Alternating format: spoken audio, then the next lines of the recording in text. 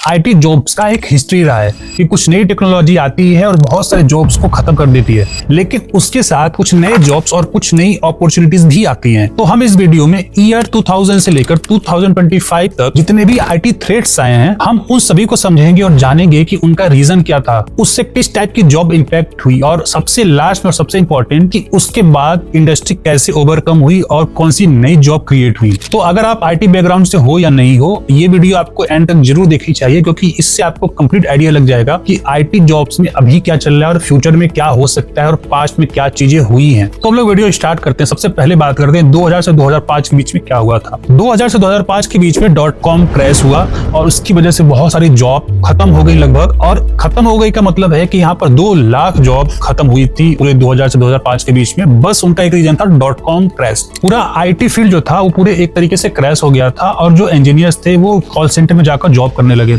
लेकिन यहीं पर कुछ कंपनी ऐसी थी जिन्होंने सर्वाइव कर लिया और आगे चलकर बहुत ही बड़ा जॉब क्रिएट किया। इसमें सबसे पहली कंपनी थी गूगल और सेकंड पर थी अमेजोन। इन दोनों कंपनी ने इन .com क्रैश को एक अपॉर्चुनिटी के रूप में देखा और बाद में जाकर गूगल ने एड लॉन्च किया जिसमें उसकी अच्छी खासी रेवेन्यू हुई, और अमेजोन और ईबे जैसी कंपनीज ने प्रॉफिट पर ज्यादा फोकस किया और जिसकी वजह से जावा .net डेवलपर्स की डिमांड बहुत ही ज्यादा बढ़ गई और इसके साथ साथ ई कॉमर्स का भी एक कंप्लीट बूम आया। अब बात करते हैं 2005 के अराउंड का। सारी चीजें खत्म हो गई थी और .com क्रैश लगभग खत्म ही हो गया था और सारी चीजें अब लाइन पर आ रही थी। बट तभी इंडिया में कुछ कंपनीज आउटसोर्सिंग करना स्टार्ट कर दी, जैसे कि इन्फोसिस, एसेंचर, ये सारी कंपनीज ने सर्विस बेस्ड जो स्टार्टअप था उन्होंने इंडिया में सेटअप किया और यूएसए से आउटसोर्सिंग करने लगे, जिसकी वजह से यूएस में बहुत सारा क्राइसिस आ गया कि जो सारे जॉब्स थे सॉफ्टवेयर डेवलपर्स के, वो सारे के सारे जॉब्स अब इंडिया में आ रहे थे। इंडिया के लिए तो ये प्लस पॉइंट था, लेकिन यूएस में बहुत ही ज्यादा क्राइसिस मच गया था। और इसी बीच में कुछ अच्छी चीज होती है कि फेसबुक जैसी कंपनी धीरे धीरे अभी बूम हो रही थी और यहीं पर फेसबुक की वजह से पीएचपी और जावा स्क्रिप्ट डेवलपर्स की डिमांड कुछ ज्यादा बढ़ने लगी थी। अब हम बात करते हैं 2007 से 2009 के बीच का टाइम। इसी टाइम के बीच में आईफोन लॉन्च हुआ था और आईफोन लॉन्च होते ही वेब डेवलपर्स की डिमांड जैसे लग रहा था कि खत्म हो जाएगी, क्योंकि आईफोन ने अपना एक ऐप स्टोर लॉन्च कर दिया था जहां से कोई भी पर्सन अपना ऐप डिप्लॉय कर सकता था और अपना ऐप आईफोन में डाल सकता था। और आईफोन ने इतनी अच्छी और स्ट्रॉन्ग मार्केटिंग की कि वेब डेवलपर्स की डिमांड लगभग डाउन ही चली गई थी और वहां पर फिर बूम आया मोबाइल ऐप डेवलपर का। हम बात करें 2008 का ग्लोबल क्राइसिस। वेब डेवलपर्स की डिमांड तो ऑलरेडी घट ही रही थी, लेकिन ग्लोबल क्राइसिस की वजह से बहुत सारे ले ऑफ होने लगे थे, जिसकी वजह से जो ले ऑफ थी उनकी संख्या ज्यादा हो रही थी। बट यहीं पर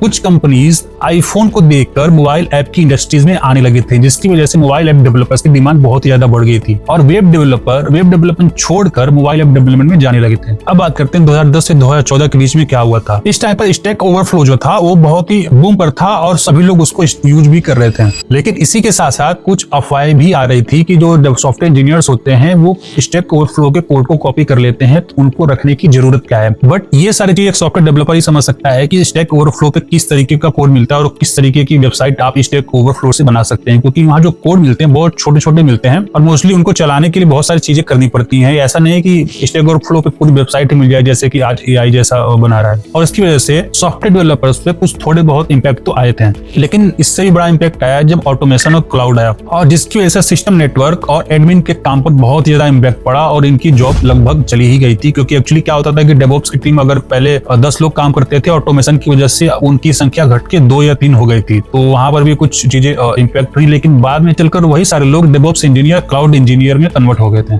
इसके बाद ईयर आता है 2015 से 2019 का ईयर। इस बीच में विक्स, वर्डप्रेस वाली चीजें पहले से थी, बट धीरे धीरे अब वो ज्यादा बूम पकड़ रही थी और इनकी वजह से कुछ छोटे छोटे वेबसाइट बनाना बहुत ही इजी हो गया था। वर्डप्रेस की थीम की वजह से, विक्स की वजह से और भी छोटे छोटे वेबसाइट्स ऐसे सॉफ्टवेयर आ गए थे जिनकी वजह से आप इजी सॉफ्टवेयर बना सकते थे। और यहीं पर एआई का भी स्टार्ट हो चुका था, बट बहुत छोटे लेवल पर था। लेकिन इसके साथ साथ डेटा साइंटिस्ट और मशीन लर्निंग से रिलेटेड चीजें भी बूम होने लगी थी और इनसे रिलेटेड जॉब भी क्रिएट होने लगे थे। अब बात करते हैं 2020 का क्राइसिस। ये तो सभी को पता है कि 2020 में बहुत सारी जॉब्स गई थी, बहुत सारे ले ऑफ्स हुए थे, लेकिन उनकी वजह से रिमोट जॉब्स बहुत ही ज्यादा बूम पर आ गया था, जिसकी वजह से लोगों को घर से ही काम करने का मौका मिल गया था और आज भी ये सारी चीजें अभी तक चल रही हैं। अब बारी आती है 2022 की चैट जीपीटी की। एआई आए हुए 3 साल हो गए हैं और अभी एआई धीरे धीरे इंप्रूव कर रहा है। नो डाउट फ्यूचर में एआई ही कोड लिखेगा, बट वो किस लेवल तक लिखेगा ये अभी किसी को आइडिया नहीं है। बट जो मुझे दिख रहा है यहाँ पर एआई की वजह से कुछ नए जॉब्स भी क्रिएट हो रहे हैं, जैसे कि एआई इंजीनियर हो गए, प्रॉम्प्ट इंजीनियर हो गए, एमएल ऑप्स इंजीनियर जैसे रोल्स नए क्रिएट हो रहे हैं और भी बहुत सारी चीजें हैं जो एआई से रिलेटेड जॉब क्रिएट हो रहे हैं डे बाय डे। बट